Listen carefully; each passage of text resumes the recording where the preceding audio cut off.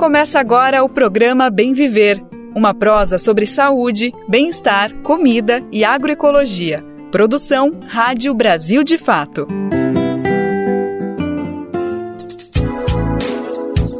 Olá, minha gente! Hoje é quinta-feira, dia 23 de maio de 2024. Vamos que vamos com mais uma edição do nosso programa Bem Viver, uma produção do Brasil de Fato. E quem segue na direção da prosa de hoje sou eu, Afonso Bezerra, porque o nosso titular, o meu amigo querido Lucas Weber, segue nas merecidas folgas, curtindo um bom descanso. Então eu sigo feliz e contente para dar prosseguimento por aqui e te convidar para ficarmos juntos e juntas pela próxima hora. Bora falar sobre agroecologia, saúde, educação, cultura e sim, discutir muito do que tá pegando aí no noticiário do país. Vem conferir comigo o que vem por aí. Conversamos com a jornalista e pesquisadora Ana Clara Gomes sobre a segunda temporada da série Diaspóricas. A Conab calcula impactos das chuvas na produção de frutas e hortaliças lá no Rio Grande do Sul. Mudanças climáticas. A nossa reportagem conferiu os desafios do Caribe diante do aumento da frequência de furacões e outros fenômenos. Tragédia no Rio Grande do Sul expõe desafios diante do saneamento. Avanço na mineração ameaça a produção da tradicional cachaça em Salinas, no estado de Minas Gerais. Essas e outras você confere logo mais aqui no Bem Viver. Musicou caminhos e meu canto feito reza, a certeza que eu não tô sozinha.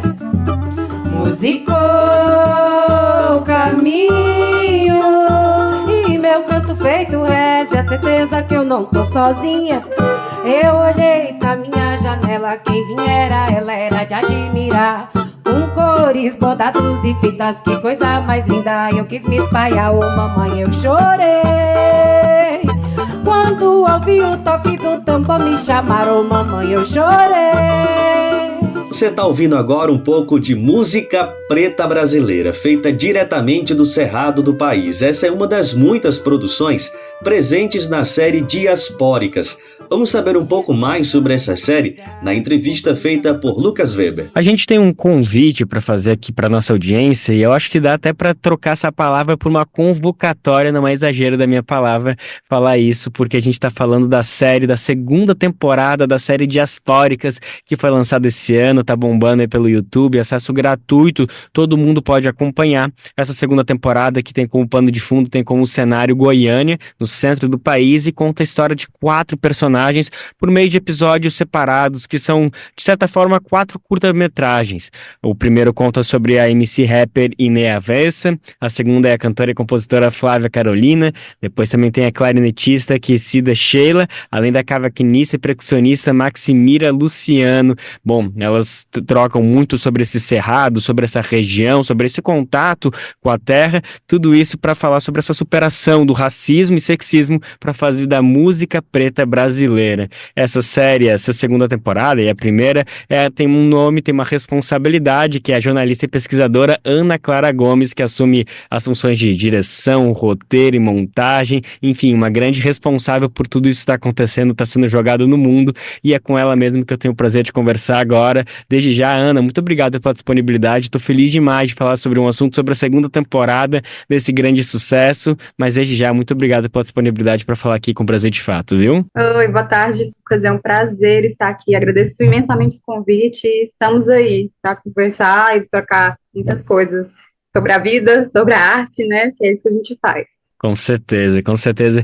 Olha, eu quero saber bastante detalhes de como foi todo esse processo da segunda temporada, que desafios, que se teve algum momento que vocês estavam achando que não ia acontecer. Quero saber também da terceira temporada, mas antes eu queria dar um passo atrás e falar sobre esse nome, porque ele é muito poderoso, ele é muito forte, eu acho que ele consegue explicar muitas coisas, né? Diaspóricas, ele vem, né, dessa deriva, dessa diáspora africana, dessa outra expressão, que também já é uma expressão muito forte, muito importante para a gente ter ela sempre debaixo do braço, braço, sempre ela ali guardadinha, porque ela fala muito do que aconteceu no Brasil. Então eu queria começar te ouvindo um pouquinho sobre a decisão desse nome, como que ele foi decidido, o que ele carrega, o que ele explica. Eu acho que é bacana a gente começar por aí, que eu acho que a gente consegue dar um bom pano de fundo para quem ainda está começando a conhecer essa série. É isso aí, Lucas.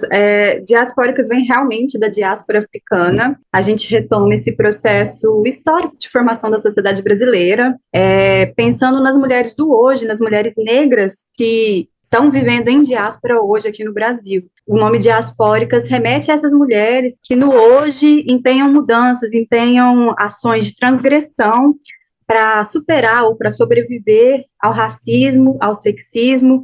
Então, a gente pensa a diáspora numa perspectiva para além da violência, que é esse lugar de onde a sociedade costuma colocar a pessoa negra, né?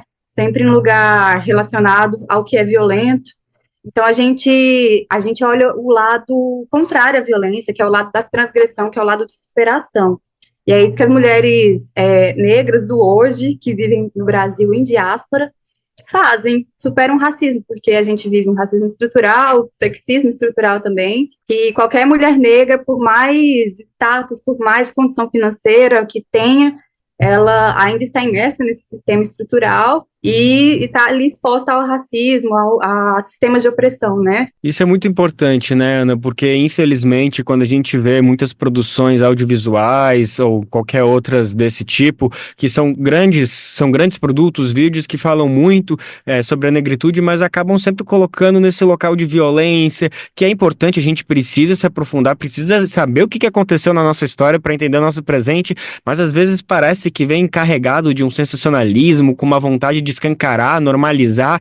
Então é muito importante quando a gente vê produções que conseguem colocar o protagonismo dentro dessas mulheres negras, mas também mostrando toda essa força, toda essa vivência, toda essa capacidade de superação por conta da violência, obviamente, mas também mostra toda essa luz, todo esse poder. Eu acho que são maneiras também de semear, né, de plantar esperança e conseguir quebrar paradigmas, de a gente olhar para a população negra e pensar no racismo, na escravitude, enfim. Eu não sei se é mais ou menos por aí também um pouco da inspiração para dar prosseguimento na série. É exatamente isso, porque quando a gente fala de negritude no Brasil, sobretudo quando a gente remete às narrativas midiáticas convencionais, a gente tem sempre, isso vem mudando, né, mas assim, no geral a gente tem sempre os lugares relegados à população negra. Então, a pessoa negra, o homem, por exemplo, ele é sempre relacionado a lugares de banditismo na mídia convencional, seja no jornalismo mesmo, né, onde as reportagens sempre falam do suspeito, do bandido, na linguagem policial, o meliante, né, é sempre vinculado à pessoa negra, o homem negro, e as mulheres nesse lugar de subalternização, né, da empregada doméstica, da babá. Não que esses não sejam lugares muito importantes para a nossa sociedade, porque a gente se construiu a partir dessas mulheres cuidadoras, né, mas existe muito além disso, né? As mulheres negras estão ocupando espaços de poder e a gente, às vezes, deixa isso de lado, de acreditar que essas pessoas não podem fazer o futuro. Então, a série ela vem muito nesse sentido de transgredir essas narrativas de violência, para falar de um futuro, para falar que é possível, para falar que a gente pode estar onde a gente quiser, e que cada vez mais a gente vai estar nos espaços de poder, né? Essa palavra é muito importante, né? Futuro, perspectiva, eu acho que é bem isso, a sensação que a gente tem quando a gente vê a série, seja na primeira ou na segunda temporada. Ana, eu queria falar um pouquinho mais agora desse cenário, Goiânia, né? No centro do país. De certa forma, quando a gente pensa em negritude, a gente sempre acaba sendo remetido para algumas regiões do país, e eu acho que é um acerto muito grande quando a gente também consegue desconstruir como se a negritude no Brasil fosse localizada apenas em Salvador, né? São alguns dos mitos que a gente considera que é muito importante a gente entender a importância de Salvador, todo esse centro que é, mas a gente tem que olhar para o Brasil inteiro e ver esses vários quilombos, toda essa resistência que existe em cada capital, em cada cidade brasileira. Conta um pouquinho como que foi a decisão, a escolha por Goiânia. Bom, a minha pesquisa toda, enquanto jornalista, enquanto documentarista, é feita em Goiânia, porque eu moro em Goiânia. Para além disso, a gente tem um mito, assim, entrando no mundo da arte, no mundo da música, com o Centro-Oeste, que a região de Goiás, o estado de Goiás, a cidade de Goiânia, culturalmente só habitada pelo sertanejo, né, pensando em termos de indústria cultural. Mas não, né, a gente em Goiânia, em Goiás, a gente tem uma efervescência cultural, desde de manifestações da cultura popular, né? Então, a gente tem trabalhadoras da cultura da arte envolvidas com coco, com maracatu, com samba, né? O samba de roda, a folia, a congada, até jongo. Enfim, a gente tem muitas manifestações, a catira, e isso fica um pouco invisibilizado quando se fala de narrativa midiática novamente. Então, a Diaspórica surge nesse sentido de enaltecer a música preta brasileira feita em Goiás, né, que tem essa imagem, principalmente na região sudeste, né, nesse eixo Rio-São Paulo, que às vezes nem conhece o que existe nos outros estados, né? Às vezes a gente, que nem você falou, a gente fica fechado na caixinha da negritude dentro do Rio de Janeiro, de São Paulo e Salvador. Então, assim, o Brasil é um país multiplamente étnico, né, povoado por várias pessoas, por várias etnias, vários povos, e Goiás não foge disso. Então, a ideia de trazer a música preta brasileira feita em Goiás é muito nesse caminho, assim, de valorização mesmo, de celebração da cultura daqui. Bom, eu estou conversando aqui com a diretora, roteirista da segunda temporada da série Diaspóricas, Ana Clara Gomes. Essa segunda temporada que traz 4 mulheres negras, 4 musicistas de Goiânia, no centro do país. E eu queria te ouvir agora um pouquinho justamente sobre essas 4 personagens, como que foi o encontro. Com certeza tu já conhecia elas, já tinham contato, eu tenho certeza que tu já tinha um desejo de contar histórias delas há muito tempo, né? Mas fala um pouquinho, apresenta um pouquinho elas, eu já falei no início aqui o resuminho, mas eu acho que ia ser bacana ouvir de ti essa apresentação, que eu acho que é uma maneira das pessoas já começarem a ter um contato sobre todo o roteiro da série. Então, a ideia de Diaspóricas surge muito na diretiva de que mulheres negras se reconhecem, mesmo não se conhecendo. E elas se reconhecem na arte. Então, essas mulheres que fazem música, mesmo às vezes não tendo tido contato uma com a outra, nunca tendo feito um som juntas, elas conseguem se entender, conseguem entrar na mesma vibe, enfim, conseguem transgredir as violências por meio da música. Então, aqui em Goiânia, como eu disse, a gente tem uma multiplicidade cultural, artística, e a ideia é sempre trazer as histórias dessas mulheres, né, trazer as histórias de transgressão de cada uma, contar dificuldades, tudo que elas passam como mulheres negras e como musicistas, né, mas, sobretudo, pautar os caminhos de transgressões que elas colocam na vida delas, né. E aí, a gente tem 5 episódios em cada temporada, e os 4 primeiros episódios são protagonizados cada um por uma dessas mulheres. E o 5º episódio a gente faz um desafio, que é juntar essas mulheres num encontro musical inusitado, não combinado, para que elas possam ali interagir, trocarem, comporem juntas e fazer um som juntas. Então tem um lado meio experimental na série, nesse 5º episódio. E aí a gente sempre tenta escolher as personagens a partir da pluralidade de cada uma mesmo, assim, eu não conhecia todas, a gente conhece às vezes de nome, né, de ouvir falar de algum evento, de saber do trabalho, mas eu não as conhecia, a gente se conhece durante o processo de gravação, e isso é muito interessante, porque mesmo a gente não se reconhecendo, não se conhecendo, como eu disse, a gente se reconhece enquanto mulheres negras, porque além das meninas protagonistas da série, a equipe de produção que faz Diaspóricas é majoritariamente composta por mulheres negras. Então, a gente tem aí uma equipe de mais ou menos 20 pessoas, em que, sei lá, 18 pessoas são mulheres negras, né, trabalhadoras do cinema. E aí, essa tentativa mesmo de comprovar essa tese nossa, de que a gente se entende pelo que a gente divide de experiência comum do dia a dia. E isso é provado por meio da música, nesse caso. Por meio da música e por meio do território, né? Me parece que isso é outro elemento muito fundamental de toda a série. O cerrado, o chão, a terra, a natureza. É ali essa mãe que vai junto com todas essas personagens que, de certa forma, até um ponto que consegue unir. Isso também foi um pouco pensado, proposital, ou acabou surgindo meio inevitavelmente a partir de toda a documentação, Ana? Não, foi proposital mesmo. A gente faz uma viagem mesmo, um panorama de cada mulher transpassada por um elemento. Então, assim, a gente tem os 4 elementos, né? Terra, água, fogo, ar, e aí a gente faz uma pesquisa que antecede a série, né?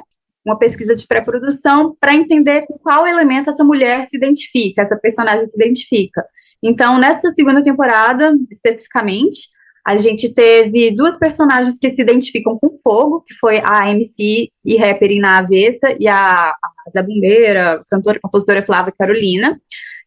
A clarinetista Kes de Sheila se identificou com terra, com a terra, e a Maximira Luciano, que é cavaquinista, multi-instrumentista, percussionista, enfim, se identificou com o vento. Então, a gente faz uma narrativa, um caminho de que a gente está integrada com a natureza, né? Ao contrário do que, às vezes, o discurso do mundo capitalista prega, nós não somos separados da natureza, a gente não tem a função só de explorá-la, né? A gente é a própria natureza. Então, a gente fez um caminho narrativo que traz os traços de personalidade de cada mulher alinhados a esses elementos, e, por fim, como temos 5 episódios, o elemento água surge como o elemento coletivo, de movimento, o que faz fluir a vida, né? Então, as 4 mulheres juntas, cada um com seu respectivo elemento, se entrosam como em um movimento de água, sendo a elementaridade dessa água para fazer fluir a vida. Te ouvindo aqui, tentando relembrar um pouquinho de alguns episódios, as coisas vão se conectando, mas é impressionante como toda essa percepção, ela acaba vindo naturalmente à medida que você vai vendo o sequenciamento da série. Então eu recomendo todo mundo que ainda não teve contato, conseguir, enfim, a partir dessa inspiração que a gente está tendo aqui, tentar levar todos esses elementos para essa percepção da série, que eu acho que ela consegue traduzir muito de tudo isso que a gente está ouvindo de ti agora, Ana. Bom, a nossa conversa está chegando ao fim. Tem aquela pergunta que a gente até estava brincando antes de conversar, que é aquele mal de jornalista, né? Que não consegue se contentar com nada. A pessoa já foi lá, fez uma série, fez a segunda série, a segunda ainda está sendo divulgada, ainda está todo mundo curtindo, mas já quer saber da próxima ou da terceira. Enfim, não precisa se comprometer com nada, só de saber que tu tem uma intenção de lançar uma terceira, eu já vou ficar muito feliz. Mas me conta quais são os planos, as perspectivas, as possibilidades por uma nova temporada da série Diaspóricas. Então, Lucas, a gente tem uma estratégia, assim, que vem desde a primeira temporada, que a gente faz a série, divulga na internet, deixa aberto para o público periférico, para as pessoas negras que às vezes não têm acesso aos festivais de cinema, por exemplo, poder assistir. E aí, depois que a gente lança a série, a gente começa a circular por TV e também a gente lança um longa-metragem. Essa é uma tradição que vem desde a primeira temporada. Então, a gente lançou a primeira temporada de Diaspóricas em 2022, circulou aqui pelo estado, depois a gente lançou o longa, que circulou por festivais nacionais e internacionais, foi premiado nos Estados Unidos, enfim.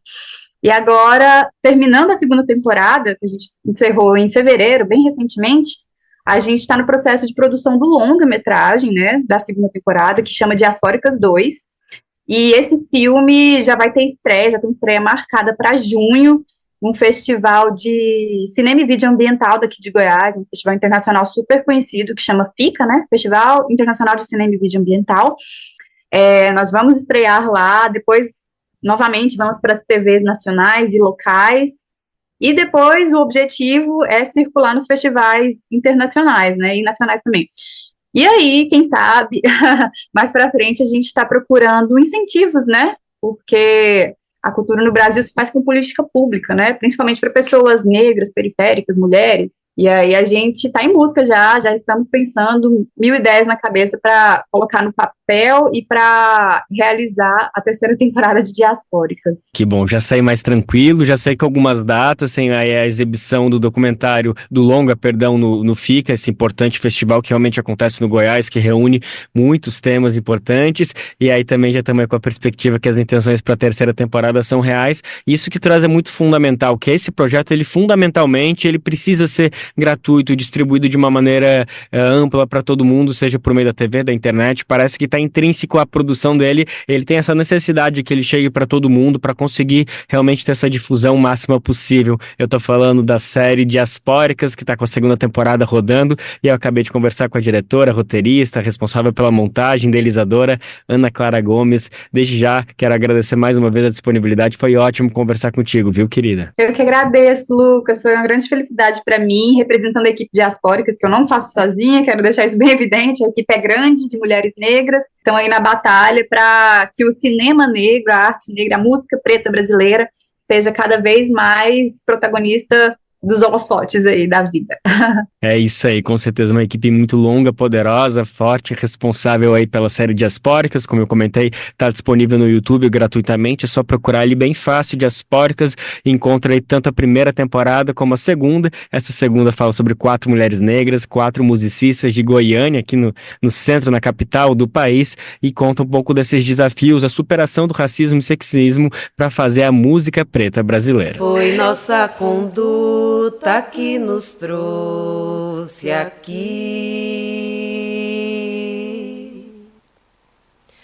Demora não, pois logo tu me escreve. Se arrepende, me pede. E eu sempre digo sim. Demora não que o passar da lua vem trazendo outra dúvida e um novo fim. E outro samba me rege, a batucada me segue, meu peito de tamborim.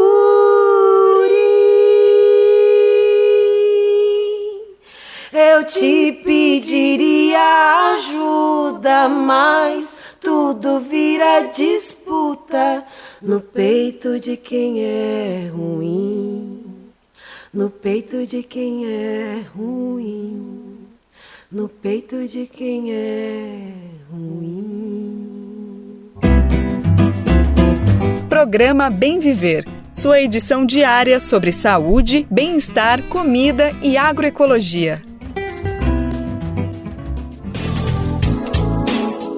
Bora lembrar agora um recadinho importante, isso para você saber e compartilhar com outras pessoas. É o seguinte, é possível retransmitir o nosso programa Bem Viver aí na grade de programação da sua rádio, é isso mesmo. Já são 378 emissoras, minha gente, recebendo o programa para fazer a retransmissão em todo o país. A lista dessas rádios está disponível lá no nosso site. A gente aproveita aqui para mandar um alô e um forte abraço a todos e todas que estão nessa parceria incrível com a gente. Muito obrigado por retransmitir o nosso programa. Um forte abraço para vocês. E se você representa uma emissora e quiser entrar nessa rede, basta se cadastrar acessando o radio.brasildefato.com.br. Lá você clica em Como Ser uma Rádio Parceira. Muito simples. E não esqueça, estamos também nas principais plataformas de podcasts. Dá para ouvir o programa no seu tempo, a hora que você quiser, na academia, tomando um cafezinho em casa, lavando os pratos. Olha, é só acessar o site do Brasil de Fato ou buscar o programa nas principais plataformas de podcast, como Spotify, Deezer e Google Podcasts. O papo agora é sobre mudanças climáticas. O Caribe é uma das regiões do mundo mais afetadas pelos efeitos extremos do clima. O aquecimento global torna os furacões cada vez mais comuns e a elevação do nível dos oceanos coloca os países em risco. A gente confere agora mais detalhes sobre essa situação na reportagem de Gabriel Vera Lopes. Eu mesmo que fiz a locução dessa reportagem. Escuta só. Apesar das graves e irreversíveis consequências do aquecimento global, poucas medidas concretas estão sendo tomadas a nível mundial. Uma das regiões mais afetadas é o Caribe. Por causa do aumento do calor do oceano, os furacões se tornaram mais frequentes e destrutivos da última década. Cláudia Marim Soares, coordenadora da equipe de América Latina e Caribe do Centro de Pesquisa de Políticas Internacionais de Cuba, comenta sobre esse assunto. Não se trata apenas do impacto destrutivo dos furacões ou dos recursos necessários para se adaptar a essa situação específica, com uma visão de longo prazo para mudar a dinâmica dos assentamentos e o desenvolvimento da infraestrutura. O peso dos fundos que os governos têm de alocar para recuperar a infraestrutura perdida, os meios de subsistência e os alimentos destruídos pelos furacões todos os anos. É um gasto muito significativo de recursos para governos que também estão altamente endividados e que, portanto, têm muito pouco espaço para desenvolver políticas públicas e promover o desenvolvimento de suas próprias sociedades. O desarrollo de suas próprias sociedades, não? Esse cenário de destruição é causado em grande parte pelos países do norte global, como explica Cláudia. Os países da CARICOM têm sido muito enfáticos em sua abordagem para lidar com as mudanças climáticas. Com o apoio de muitos países do Sul, eles utilizam o princípio de responsabilidades compartilhadas mais diferenciadas. O que esse princípio expressa é que os países do Sul não têm as mesmas responsabilidades pelo nível de degradação ambiental, resultante do acúmulo histórico de emissões de carbono, com base no modelo de desenvolvimento e consumo, sobretudo dos países do Norte, e em um modelo de exploração dos países do Sul. Os países do Sul devem, portanto, usar e explorar os recursos naturais da forma mais sustentável possível, mas o principal esforço para reduzir as emissões de carbono e mudar os padrões de consumo e exploração deve recair sobre aqueles que são os principais responsáveis pela deterioração ambiental que estamos sofrendo hoje. Os países da CARICOM, juntamente com Cuba, trabalham juntos para mitigar os efeitos das mudanças climáticas. Isso envolve troca de informações para a detecção antecipada de formação de furacões, o que favorece a evacuação das áreas afetadas para salvar vidas, até o treinamento de médicos para ajudar as populações afetadas. Ao mesmo tempo, o Caribe está gerando importantes iniciativas concretas para combater a mudança climática. Cláudia dá mais detalhes sobre esse ponto. A CARICOM, liderada pela primeira-ministra de Barbados, Mia Mottley, apresentou uma proposta chamada Iniciativa de Bridgetown. Uma proposta para reformar a atual arquitetura financeira internacional sem romper com ela. Propõe mudanças nas diretrizes e nos eixos em torno dos quais os países acessam o financiamento.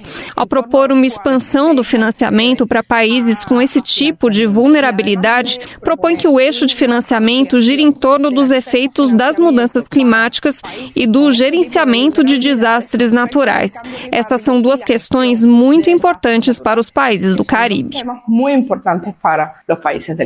De acordo com o último relatório da Organização Meteorológica Mundial, 2023 foi o ano mais quente já registrado.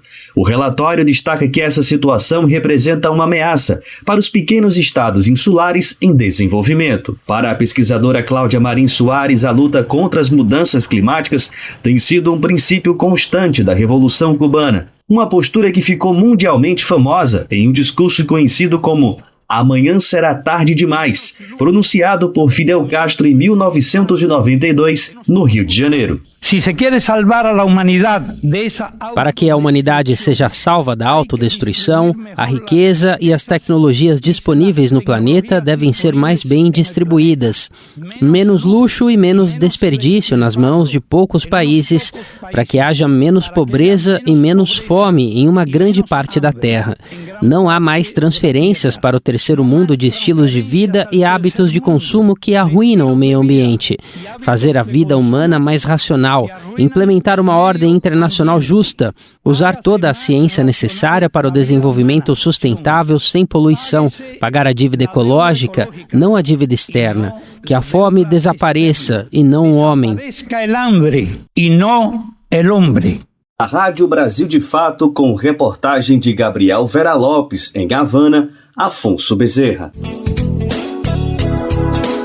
Pois é, minha gente, além de especialistas, a cada dia a natureza está dando seus recados, suas respostas de que muita coisa está sendo feita de forma errada no planeta.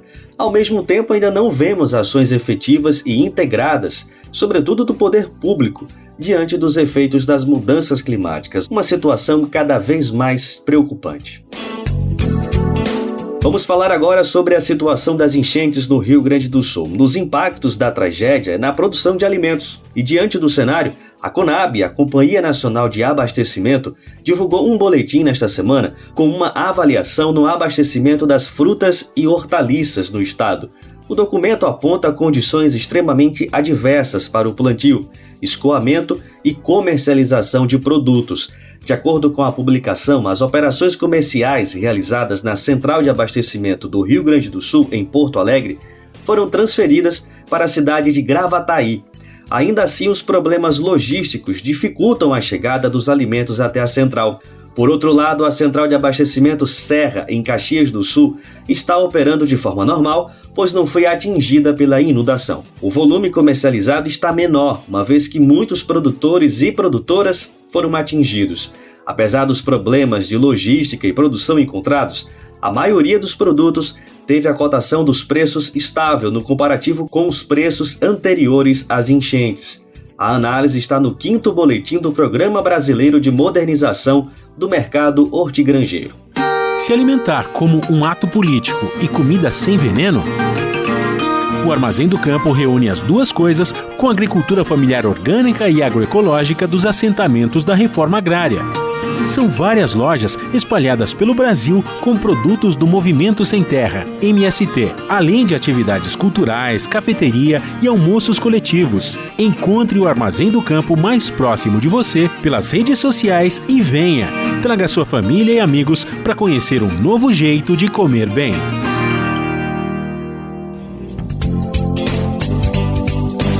E nesta semana, o podcast Repórter SUS destaca outro desafio vivenciado no Rio Grande do Sul. É a exposição nos desafios diante do saneamento. Conforme as enchentes começam a baixar em diversos municípios do estado, um cenário de lama, lixo e destruição passa a fazer parte da vida nas regiões atingidas. E pela primeira vez em 20 dias, os níveis do Guaíba ficaram abaixo dos 4 metros na região de Porto Alegre. E segundo a Metsul Meteorologia, outros cursos d'água do estado também seguem tendência de baixa. É o caso do Rio dos Sinos, do Gravataí e do Jacuí.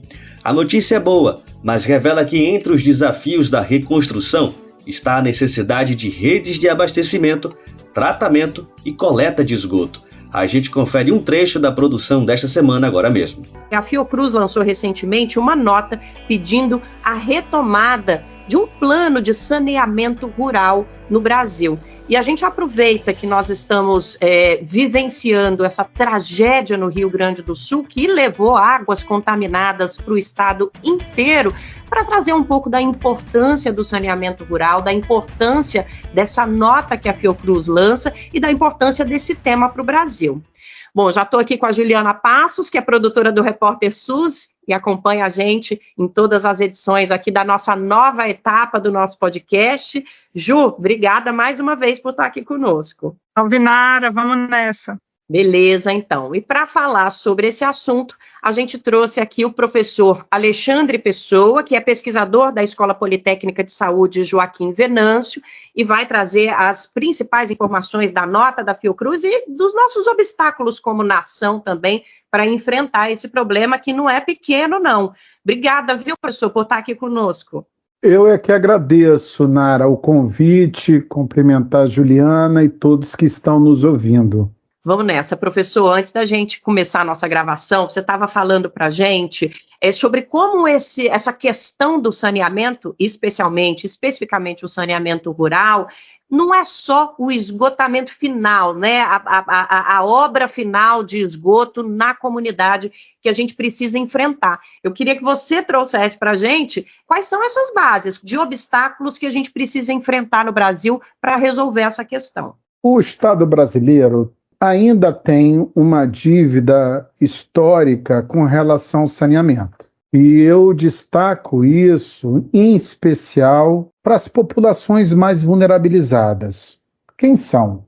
As populações do campo, da floresta, as populações das águas, mas eu também colocaria, que é importante destacar, as populações das periferias urbanas, que muitas das vezes não tem políticas públicas nem que contemple as áreas urbanas e nem que contemple as áreas rurais.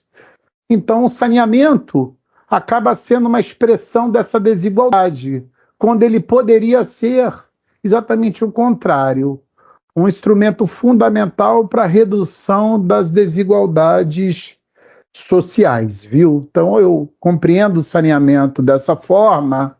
E eu penso que temos que ter esforços prioritários para as populações vulnerabilizadas. E aí eu já vou só sinalizar, para não ficar no monólogo, mas dizendo que é muito importante fortalecermos o que não tínhamos antes. O que nós temos hoje? O PNSR, Programa Nacional de Saneamento Rural, que foi feito pela Funasa, em parceria com a UFMG. Ele foi publicado recentemente no Diário Oficial da União.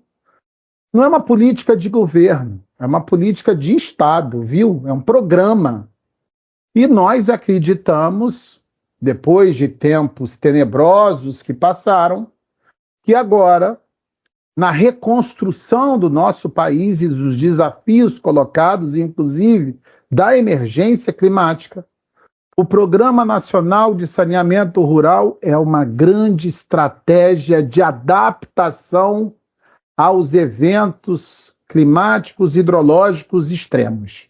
Esse programa está em fase de institucionalização e nós, a partir de uma nota que publicamos, a Fiocruz soma esforços com a Funasa, soma esforços com o governo federal, no sentido de verificarmos a possibilidade da sua institucionalização ainda esse ano. Quando nós andamos nos territórios desse país continental, se a gente perguntar para alguém se saneamento é prioridade, dificilmente alguém diria que não. A água, ele é tema gerador, ele é tema central na vida de qualquer um. Às vezes a gente não percebe isso quando tem a água que abre na torneira e vem a água potável e tal, mas quando falta, isso passa a ser o elemento de centralidade. Percebe o que eu estou querendo dizer? Agora, quando a gente fala saneamento básico, a gente está falando 4 componentes, eu chamo a atenção. Abastecimento de água, de forma contínua, com qualidade, água potável. Nós estamos falando de esgotamento sanitário, que você falou logo no início, então eu preciso ter o esgotamento sanitário. O manejo dos resíduos sólidos, que pode gerar renda, como todos os componentes do saneamento. E eu chamo a atenção, por último, do que talvez seja o mais importante para destacar hoje: o manejo das águas de chuva. Porque as pessoas colocam a questão das inundações, que tem uma série de ações, mas a drenagem é um componente incontornável. Chama atenção para isso. Nós podemos, Nara e Juliana, não saber ou não controlar a água que cai. Mas as cidades, as áreas rurais também, têm obrigação de propor soluções de saneamento para o escoamento dessas águas de chuva. E eu vou dizer uma coisa para você: mortes são evitáveis. Porque o que está acontecendo no Rio Grande do Sul é uma tragédia anunciada. Alexandre, a gente, para ter mais exemplos, né, sobre quando você falar de saneamento e as medidas necessárias, queria que você detalhasse um pouco do que seria possível fazer no Rio Grande do Sul em relação à drenagem dos rios. Então, o que é possível fazer? O que era possível ser evitado, uma vez que as taxas de saneamento em áreas urbanas, principalmente do Rio Grande do Sul, chegam a 90%, perde apenas para o Sudeste?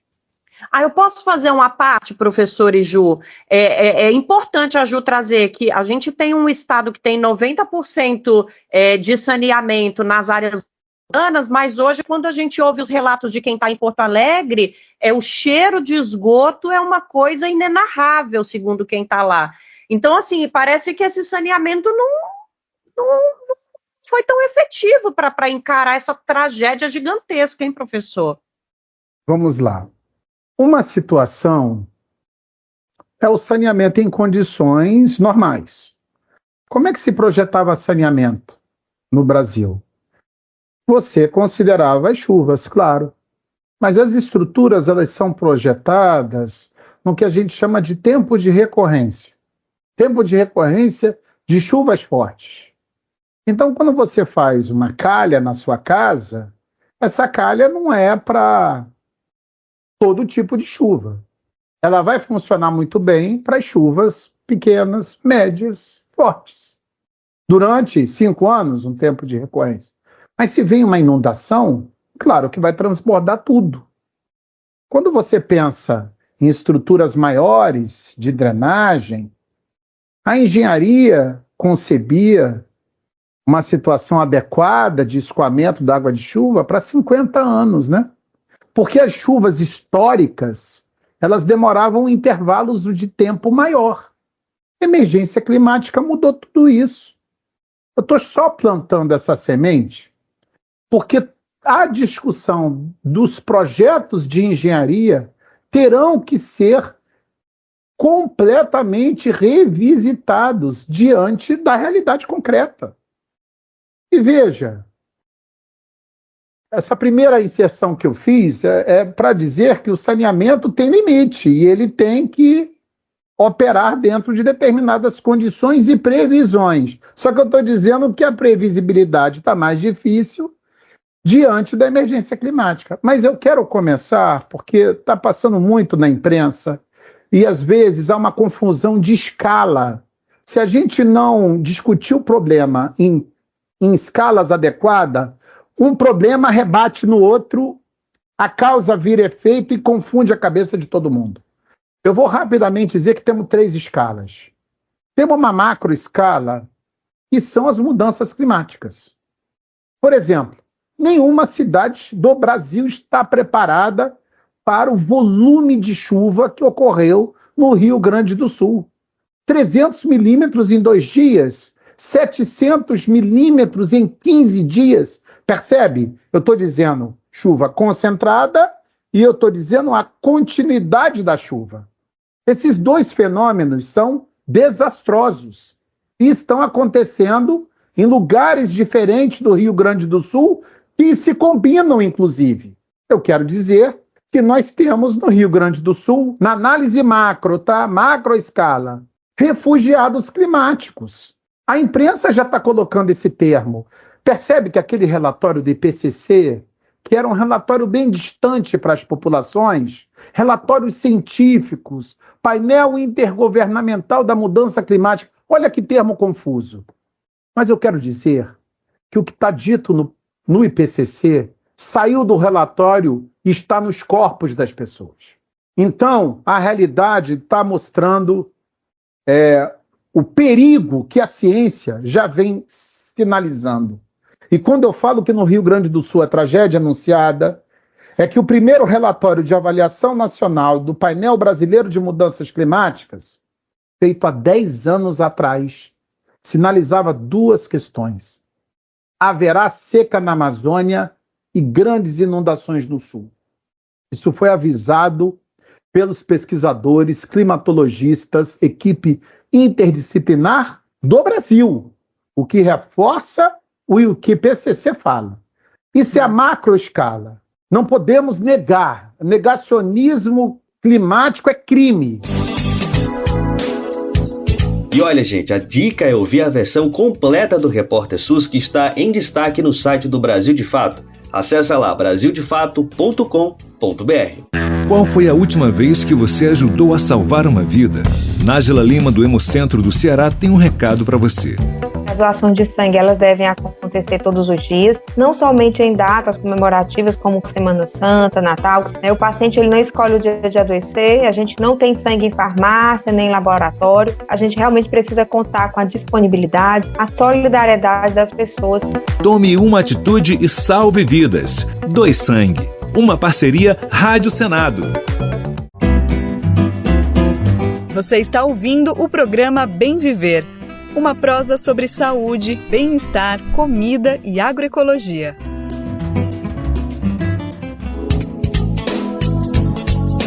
O assunto agora é imunização. O Senado aprovou a política de imunização contra a gripe nas instituições. A proposta segue agora para a sanção.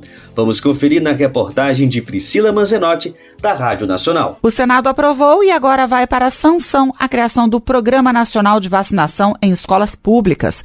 Com a medida, equipes de saúde deverão ir às escolas a cada início de campanha de vacinação contra a gripe. Serão imunizados estudantes dos ensinos infantil e fundamental, com atualizações para cada faixa etária.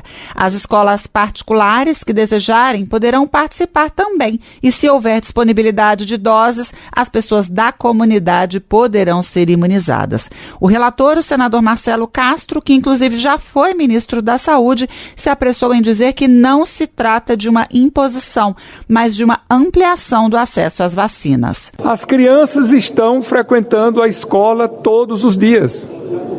É o local mais adequado, mais apropriado. Então a escola entra em contato com o posto de saúde, diz o número de alunos que tem na pré-escola, no ensino infantil e fundamental. A unidade de saúde programa junto com a escola a data, comunica aos pais com 5 dias de antecedência e naquele dia vai então a equipe da saúde fazer a vacinação nas escolas. Ele ainda acrescentou que a diminuição da cobertura vacinal levou ao reaparecimento de doenças no Brasil como sarampo. Lembrando que em 2016, quando era ministro, o Brasil ganhou o título de país livre de sarampo, título que perdeu por conta da volta da doença. Da Rádio Nacional em Brasília, Priscila Mazenotti. E a gente lembra que, além de pensar em avanços no acesso à imunização, é muito importante trabalhar também a educação e a conscientização. Como a gente sabe, há muito tempo uma onda de desinformação atrapalha muitas conquistas do Brasil que levaram décadas para serem construídas. O conhecimento e a aceitação popular sobre as vacinas são 2 dos muitos setores impactados pela desinformação, que ganha ainda mais corpo nas redes sociais. E a gente destaca agora que uma desembargadora do Rio de Janeiro foi punida por ataques a Marielle Franco em redes sociais. A reportagem é de Carolina Pessoa, da Rádio Nacional. Manifestações político-partidárias em redes sociais, incluindo ataques à vereadora Marielle Franco e avaliações negativas em relação ao hoje deputado Guilherme Boulos, geraram punição de disponibilidade para a desembargadora Marília de Castro Neves Vieira, do Tribunal de Justiça do Rio de Janeiro. A penalidade afasta o magistrado da função com vencimentos proporcionais. O tempo afastado conta apenas para aposentadoria, o que pode adiar o direito a licenças e o avanço na carreira. É a segunda sanção mais grave prevista na Lei Orgânica da Magistratura Nacional. Entre as postagens, a desembargadora escreveu que Marielle Franco não faria falta nenhuma, que integrava a facção criminosa e que teria sido assassinada por não cumprir combinados com seu grupo. Também foram feitas ofensas a uma professora com síndrome de Down sobre a atuação da profissional em sala de aula. De acordo com o relator Alexandre Teixeira, essas manifestações são incompatíveis com a condição de magistrada e é inaceitável a expressão de opiniões preconceituosas e ofensivas como as registradas nas redes sociais da desembargadora. Ele lembrou também que membros da magistratura não devem se envolver em debates públicos que possam comprometer a sua atuação profissional. Da Rádio Nacional no Rio de Janeiro, Carolina Pessoa. Atenção, atenção para ninguém esquecer, nós temos um encontro marcado sempre de segunda a sexta, a partir das 11 horas da manhã, pelo rádio e também pelas principais plataformas de podcast, no site do Brasil de Fato, na aba rádio, e através de rádios parceiras. Para quem estiver na Grande São Paulo, o Bem Viver também é transmitido pelo Daio, na Rádio Brasil Atual 98,9 FM. E para o mundo inteiro, estamos na internet, na nossa rádio web, no site radio.brasildefato.com.br. E para ouvir quando quiser, é só acessar o site do Brasil de Fato ou buscar o programa nas principais plataformas de podcast, como Spotify, Deezer e Google Podcasts. E a gente destaca agora a situação de famílias que vivem no município de Salinas, em Minas Gerais. É que por lá o avanço da mineração ameaça comunidades que dependem da água, que pode ser contaminada ou até secar pela atividade de uma mineradora. Os impactos colocam em risco até a produção da tradicional cachaça da cidade. Vamos conferir agora na reportagem de Ana Carolina Vasconcelos, com locução de Douglas Matos. A maioria das famílias que vivem na região do Vale do Bananal, em Salinas, no norte de Minas Gerais, dependem da agricultura familiar para sobreviver. São pequenos produtores de, entre outros produtos, leguminosas, hortaliças e da tradicional cachaça, que leva o nome do município, considerada uma das melhores do Brasil e conhecida internacionalmente. Com o avanço da mineração no território, os moradores temem os impactos sociais e econômicos. Simvaldo Ferreira de Oliveira, de 73 anos, vive próximo à área onde a mineradora Belo Lítio estuda explorar o mineral que dá nome à empresa, considerado um dos mais estratégicos da atualidade por depender dele a indústria de baterias para a produção de carros elétricos. Para Simvaldo, as consequências serão devastadoras. Nós temos lá 600 produtores rurais. Os principais medos e receios dos moradores com a chegada do lítio é o impacto ambiental e a questão da água, porque ele produz alface, produz pimentão, produz feijão de bagem, cenoura, beterraba, quiabo, milho, e esses produtores, esses trabalhadores vai sofrer muito, porque temos um Vale do Bananal que hoje mudou para Vale do Lítio, só quem sofre é os pequenos. Outra moradora da região, a presidente do Sindicato dos Trabalhadores Rurais de Salinas, Ateir Pereira da Penha Souza, de 61 anos, tem as mesmas preocupações. Eles chegaram, com as ideias novas, que ia ter muita renda, ia ser muito bom. É tanta promessa bonita que envenenaram muitas pessoas. Mas aí a gente foi para a luta, a gente foi para as comunidades, começou a orientar quais seriam os impactos. Eu chamei a Belo Lítio para conversar e todas as perguntas que eu fazia referente ao impacto pós, eles não me responderam nenhuma. Só falou que do jeito que eles achou, eles têm que deixar, é coisa que eles não garantem, que nos outros municípios que já foi feita a casa céu aberta, nunca mais recupera. Porque a gente já não tem água, a água é pouca, e o pouco que a gente tem vai ficar contaminado. Atualmente, a produção da região do Vale do Bananal é responsável pelo abastecimento de praticamente todo o município de Salinas, que possui mais de 40 mil habitantes. Salinas é conhecida no Brasil e internacionalmente como a capital mundial da cachaça e possui aproximadamente 50 alambiques. Segundo a Associação dos Produtores Artesanais de Cachaça de Salinas, a APACS, anualmente a atividade movimenta cerca de 3 milhões de reais da economia local. Parte dos alambiques de produção da cachaça está localizada em uma das serras do Vale do Bananal, onde as mineradoras querem explorar o lítio. Entre os mais conhecidos da região estão os que produzem a Seleta, a Boazinha e a Saliboa, além de outros alambiques menores. Com o avanço da mineração no território, Luiz Pablo Siqueira, biólogo e integrante da Coordenação Nacional do Movimento pela Soberania Popular na Mineração, avalia que a produção de cachaça vai ficar inviabilizada. Hoje, está mais avançado é o projeto da Belo Lítio, mas tem outras 2 empresas também que estão fazendo pesquisa, que vão entrar em licenciamento, ou seja, vai destruir a serra inteira, todo o Vale do Bananal, vai acabar com a água. Se não tem água, uma região, nós estamos falando de semiárido, o povo não vai produzir, produz para a agricultura familiar, então a agricultura familiar vai ser extremamente impactada. Esse é um risco concreto na economia local, na fonte de renda, no trabalho, qualidade de vida do povo. Além disso, sem a água você também não vai ter cana, e sem cana você não vai produzir cachaça. Ou seja, a mineração de lítio vai inviabilizar a produção de cachaça em Salinas. No ano passado, o governador mineiro Romeu Zema, do Novo, lançou na Bolsa de Valores Nasdaq, em Nova York, o projeto Vale do Lítio, que consiste na tentativa de ampliar a exploração de lítio nas regiões norte e nos vales do Jequitinhonha e Mucuri. A proposta engloba 14 municípios que possuem as maiores reservas do mineral no país: Araçuai, Capelinha, Coronel Murta, Itaobim, Itinga, Malacaxeta, Medina, Minas Novas, Pedra Azul, Virgem da Lapa, Teófilo Otoni e Turmalina, Rubelita e Salinas.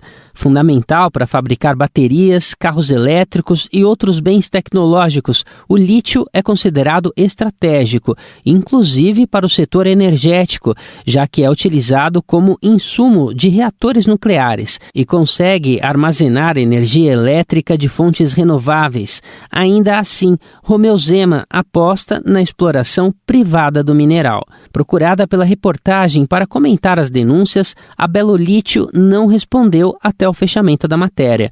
O espaço continua aberto para manifestações. Da Rádio Brasil de Fato, com reportagem de Ana Vasconcelos, em Belo Horizonte, Minas Gerais. Locução, Douglas Matos.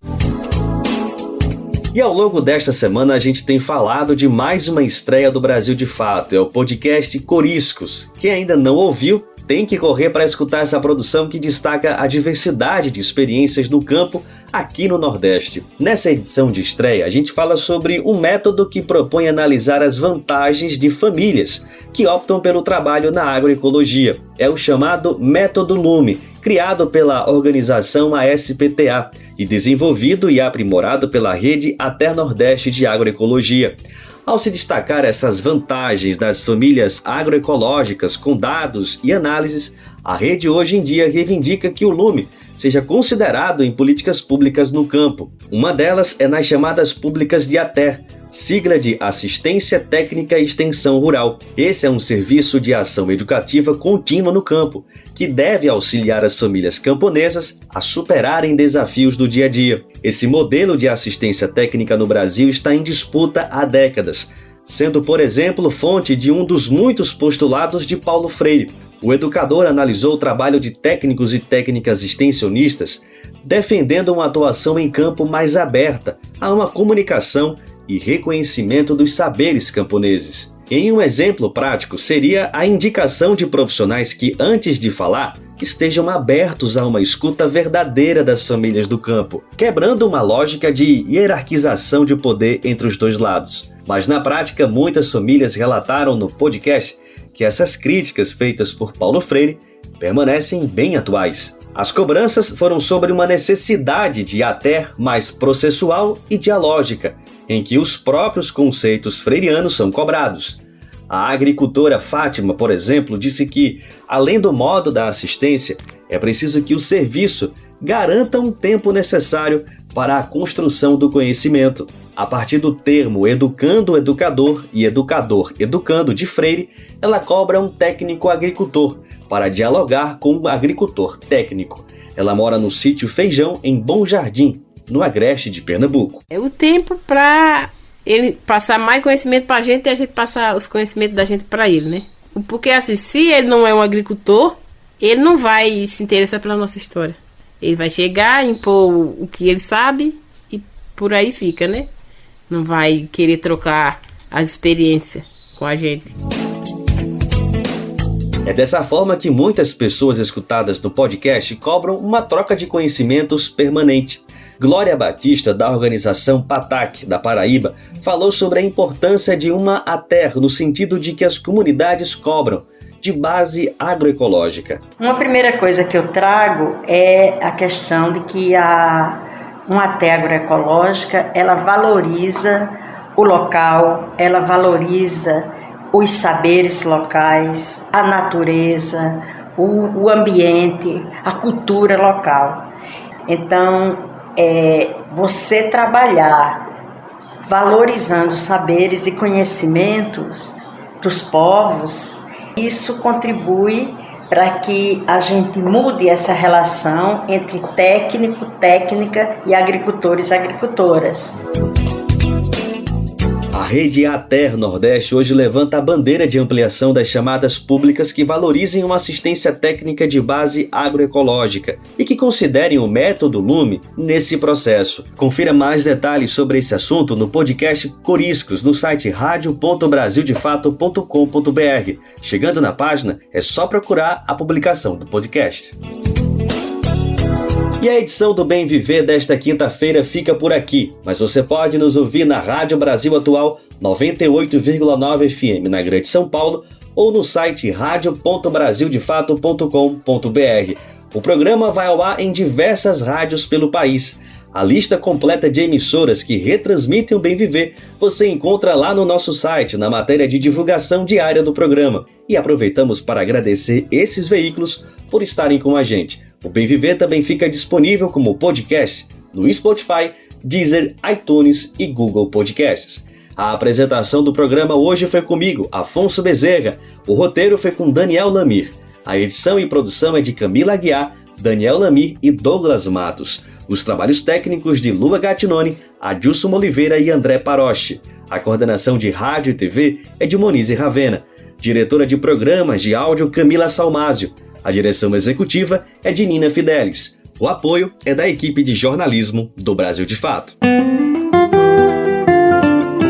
Você ouviu o programa Bem Viver, uma prosa sobre saúde, bem-estar, comida e agroecologia.